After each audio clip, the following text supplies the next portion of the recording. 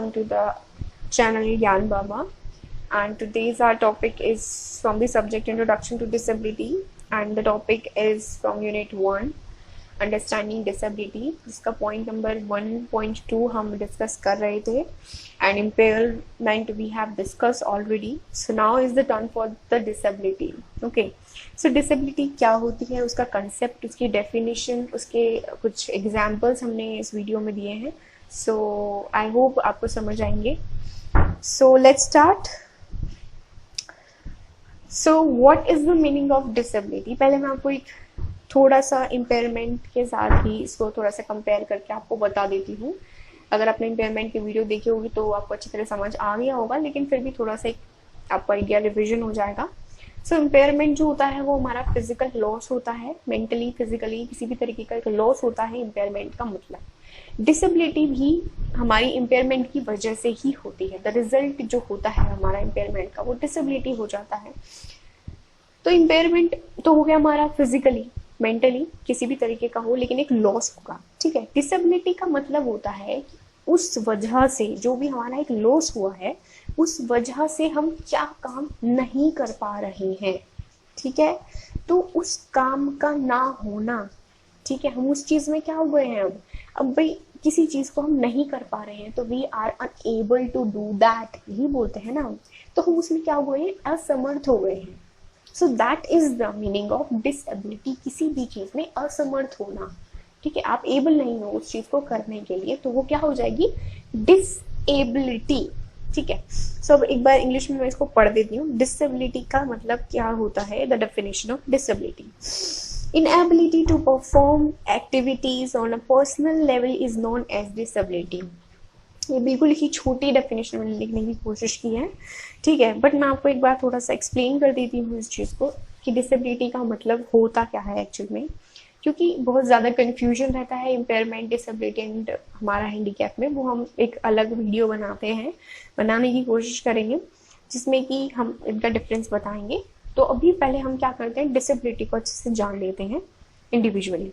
सो disability का मतलब होता है कि आप किसी चीज की वजह से, किसी भी एक लॉस की वजह से जो आपकी बॉडी ऑर्गन में हुआ है, वो फिजिकली है या मेंटली है, ठीक है, आपकी बॉडी में कोई लॉस हो गया, ठीक है, और उसकी वजह से आप कोई काम नहीं कर पा रहे हो, तो वो एक जो चीज है वो क्या हो जाएगी, डिसेबिलिटी हो जाएगी.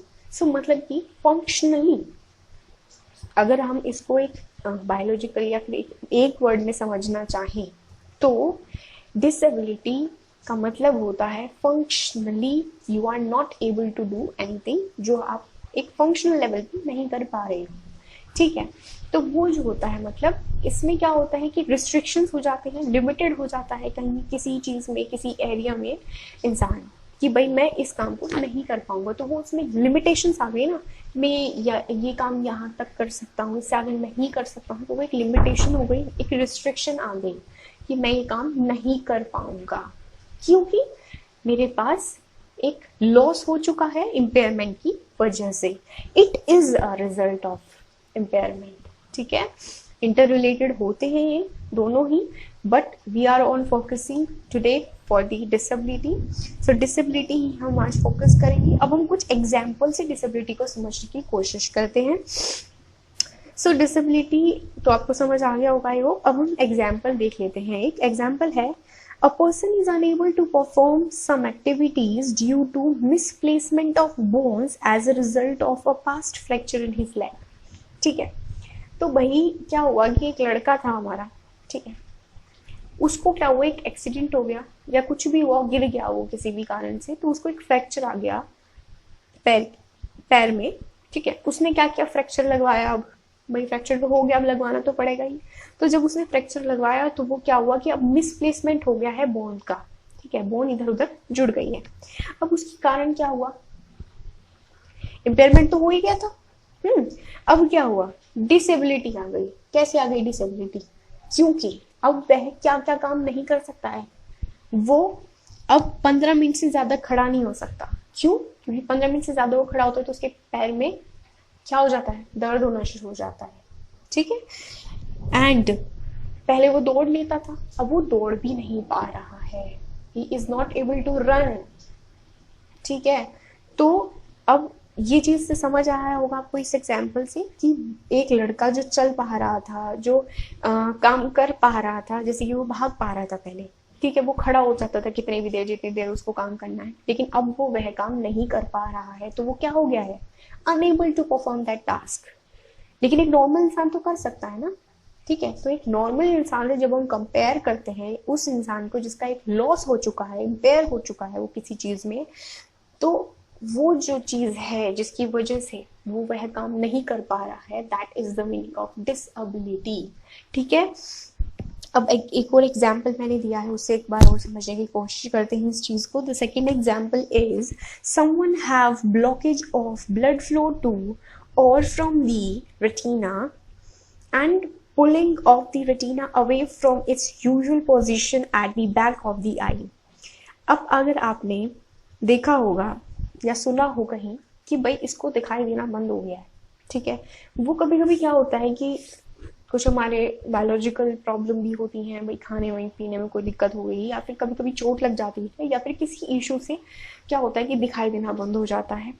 ठीक है, तो वो क्या हुआ, वो भी हमारा एक डिसेबिलिटी में आ गया, क्योंकि वो इम्पेयरमेंट हुआ किस चीज में, लॉस हुआ उसको विजन का, एंड देन क्या हो गया, डिसेबिलिटी आ गई किस चीज की, देख नहीं सकता वो अब।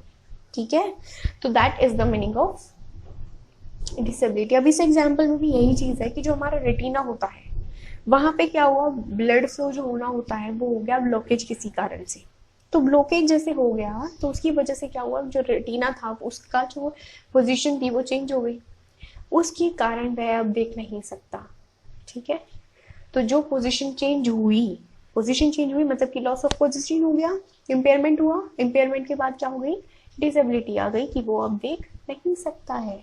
ठीक है, तो that is the meaning of disability. I hope आपको समझ आ गया होगा इस दोनों एग्जाम्पल से।